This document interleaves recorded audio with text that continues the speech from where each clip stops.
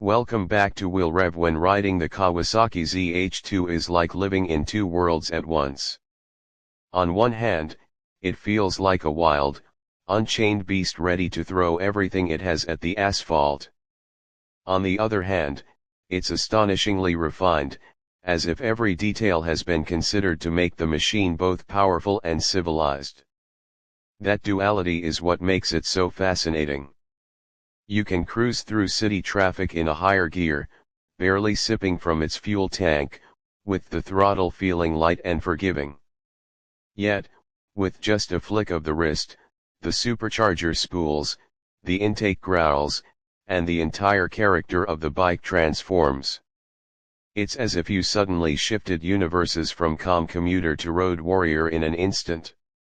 The supercharger is worth emphasizing again, because it's not just a marketing buzzword.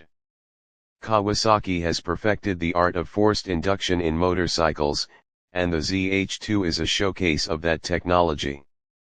It's not a turbo with lag or peaks that catch you off guard.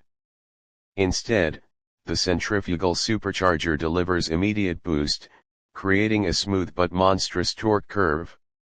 That torque is what makes overtakes almost effortless.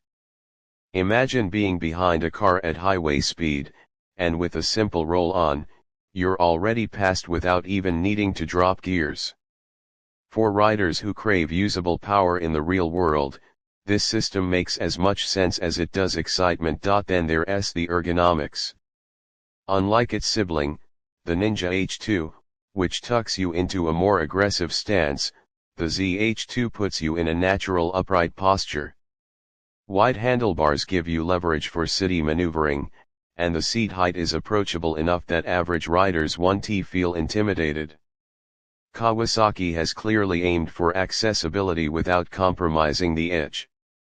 That matters when you're trying to sell a bike not just as a track weapon, but as something that owners can enjoy on daily rides. Visually, the Z H2 is a head-turner, and not always in the conventional beautiful motorcycle sense. It's more like an intimidating sculpture, the kind of design that sparks conversation at every fuel stop. The asymmetric intake is unmistakable, almost like a scar that gives the bike character. The LED headlamp unit has a predatory stare, and the Sugomi design philosophy ensures every angle makes the bike look ready to pounce. This isn't a bike that blends into a parking lot, it announces itself even when it's standing still. Electronics play a crucial role in making this level of performance manageable, and Kawasaki has left little on the table. The integration of riding modes is seamless. Selecting between sport, road, rain, or rider custom settings genuinely changes the personality of the bike. The Bosch IMU works in the background like a silent co-pilot, constantly analyzing lean angles, acceleration, braking forces, and throttle inputs to keep the rider safe. It doesn't rob the experience of its rawness, but instead makes sure the experience doesn't turn catastrophic when the limits are approached.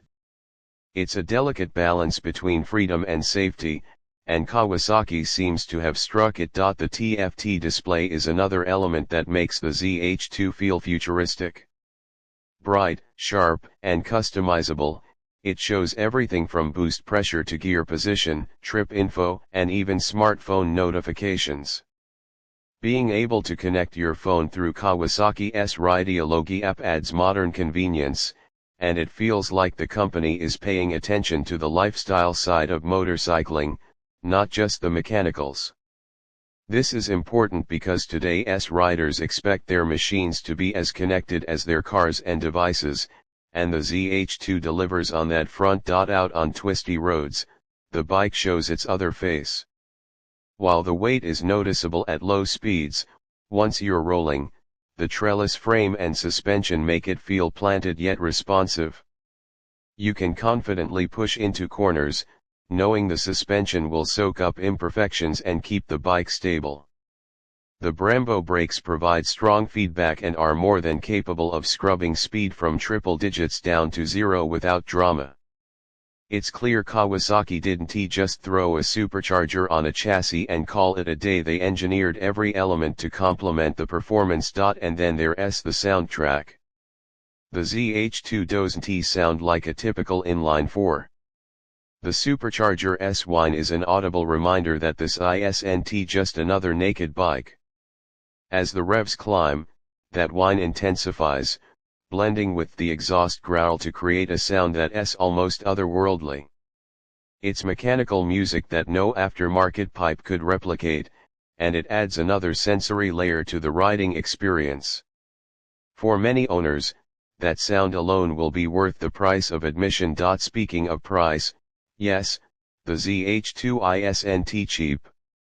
At around €23,900 in North America and roughly €19,500 in parts of Europe, it sits at the premium end of the naked segment. But what you're paying for is exclusivity and technology that no rival currently offers. Ducati, KTM, Aprilia, BMW all have their own incredible naked bikes, but none of them bring supercharged madness to the table. That uniqueness makes the Kawasaki stand apart.